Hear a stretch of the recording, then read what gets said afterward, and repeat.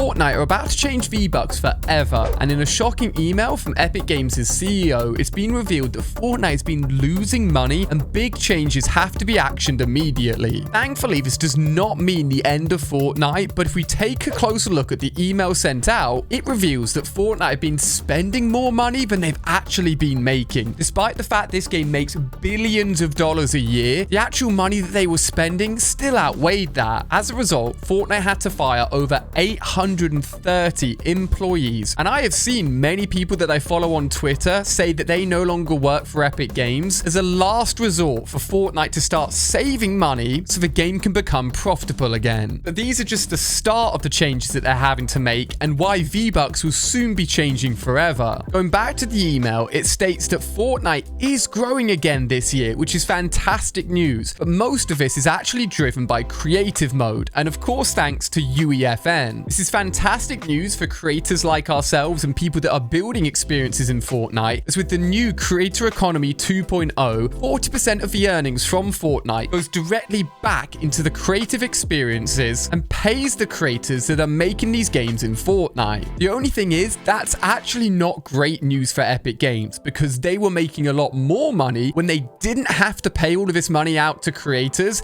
and could just put skins in the item shop and take all the profit for themselves. In the past, we've seen the Creator Economy 1.0, which allowed you to enter a code into the item shop, like mine, code ALIA, and when doing so, you'd give that creator 5% of anything that you'd purchased in the item shop. That's still a feature in the game and is one of the biggest and best ways you can support creators like myself, so thank you if you do so. That of course worked fine back in the early days of Fortnite, but now that Fortnite players have started to drop off, these creative experiences are needed to draw new players in. It's actually been revealed that since the introduction of the Creator Economy 2.0 that pays the creators for making games in Fortnite, over $120 million has already been paid out. Fortnite are now in a position where they're bringing in new players thanks to these creative maps, but having to pay out so much money for the maps to be made, and they don't want to change this formula as it's working well and helping Fortnite grow again, which is where cuts in other areas took place. Now, the 830 people that were laid off from Epic Games, these were sitting outside of the core development team, meaning that the actual development and production of Fortnite as a game will not slow down as a result of these changes. Epic Games actually bought a few companies to help support Fortnite, including one called Bandcamp that actually creates amazing music, and most of the music that you hear on the Fortnite radio was made by this company, but they've had to be sold alongside other companies that Epic Games have bought in an effort to start making money again. Now, over this last year, you may have noticed there have been no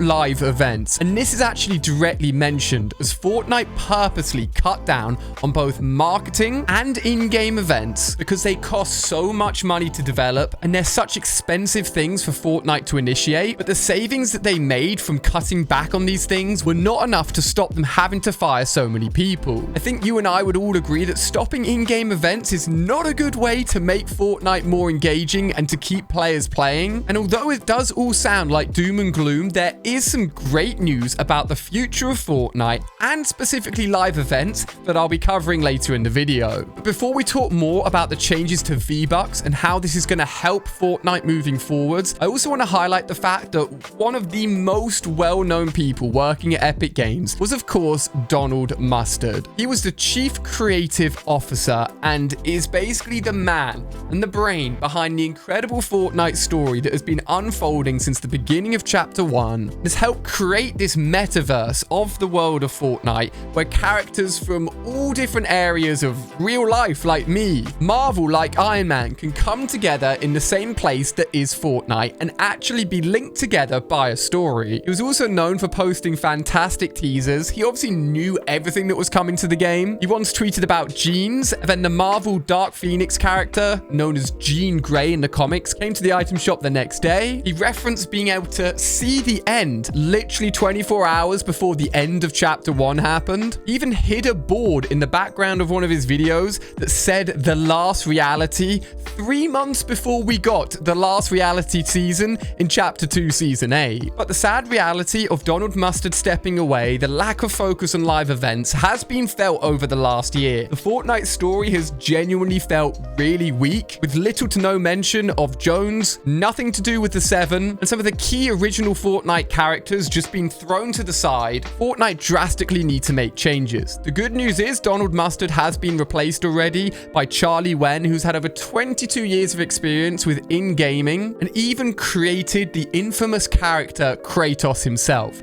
He's got work experience within Marvel, and it is obviously a huge mantle to follow to try and carry on the story that Donald Mustard has created. But hopefully Charlie can do a fantastic job and see the return of an amazing story in Fortnite. But what about V-Bucks? One of the biggest things that Fortnite are doing to help combat the fact that they are spending more money than they are making is adjusting the prices of V-Bucks.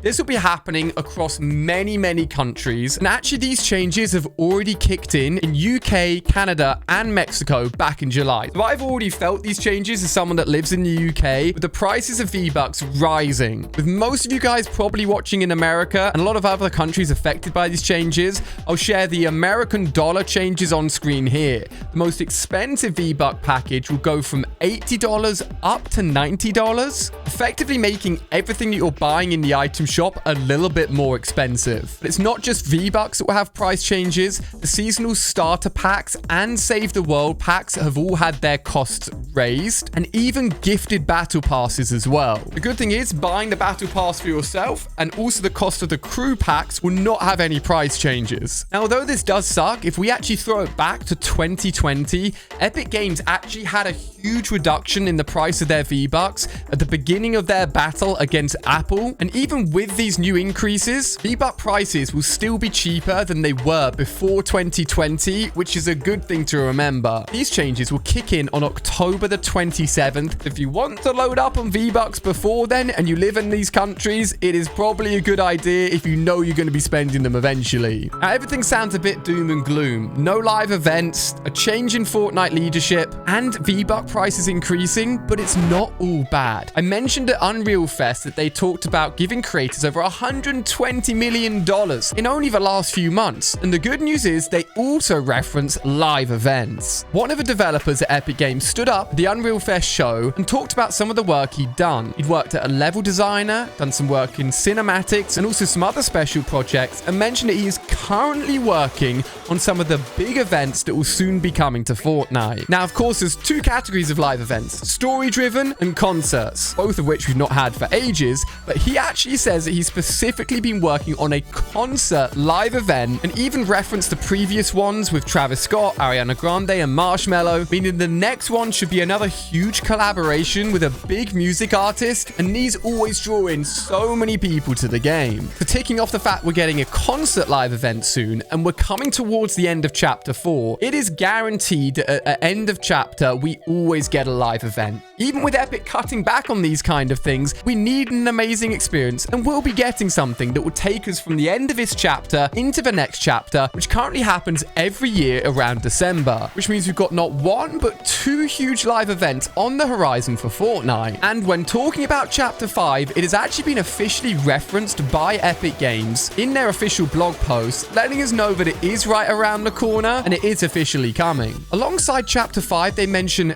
Del Mar, Sparks, and Juno. These are all code names used internally to reference projects that, if their names get leaked or referenced like they have in this blog post, we don't know what they are. But thanks to leaks, we do know what they are. Del Mar is apparently the code name for Fortnite's up-and-coming race mode. This is set to be released alongside the start of Chapter 5, and it's something I've talked about for a long time now. It'll be its own separate mode with a tutorial, several different race maps, your own car that you can fully customize, and even its own battle pass. This makes so much sense when you think Fortnite need more money if they then have the Battle Royale Battle Pass and the Racing Car Battle Pass. It's then twice as many Battle Passes that you can buy within the game. It will feature a casual racing mode and a competitive racing mode. And as someone that absolutely loves cars, this mode gets me really excited. But what about the other code names? Juno is apparently the code name for Fortnite's up-and-coming Lego collab that is also set to release soon. One thing that's a little bit different of this chapter is that this season that we're currently in is set to end earlier than than the start of the next chapter. So that basically means when this season starts, we've got a 4-week period of a mini season before chapter 5 kicks in. People believe that this mini season could be fully Lego themed, bringing Lego themed weapons to Fortnite. There's already been leaks of a rope and chain grenade launcher made out of Lego bricks. And this collab will cross over into creative as well, allowing people to literally take Lego bricks and build Lego creative experience in the world of Fortnite. We can assume that there'll be some sort of crossover between Fortnite skins and Lego minifigures, but we're unsure how that'll integrate into the item shop. But Lego pickaxes, backblings, and gliders are all very possible, so you can see why this huge collab could be saved for its own mini season. The final codename, Sparks, is currently unknown, but could potentially link to Fortnite's first-person mode. Every chapter for the last 2 chapters, we've had a big new thing added, like Zero Build, that brings players back to the game and adds in a whole new way of playing Fortnite. First-person mode will obviously change the way that we play, bringing people that love to play first-person shooters into the world of Fortnite, and gives a completely different perspective on the way that we play the game. Alongside this, weapon charms have been talked about for years now, an attachment you can put onto your gun to make it more personable, since that's what you'll be looking at primarily when in first-person mode. There's been many glitches that allow us to go into first-person mode, although it wasn't quite ready, and it does look fantastic. So this update is definitely close around the corner, and if I was to guess, probably drop around Chapter 5 Season 2. So yes, V-Buck prices are going up, and Epic Games have had a bit of a rough few years. But there's so many huge things around the corner that Fortnite is definitely not dying, and I am so excited to see what the next few months will bring to the game. Over the years, Fortnite have actually had loads of collabs that most people missed. I didn't even know about all of them, so click on screen here to see what they were, including Minecraft, The Simpsons, and more. I hope you enjoyed the video. I'll see you on this next one.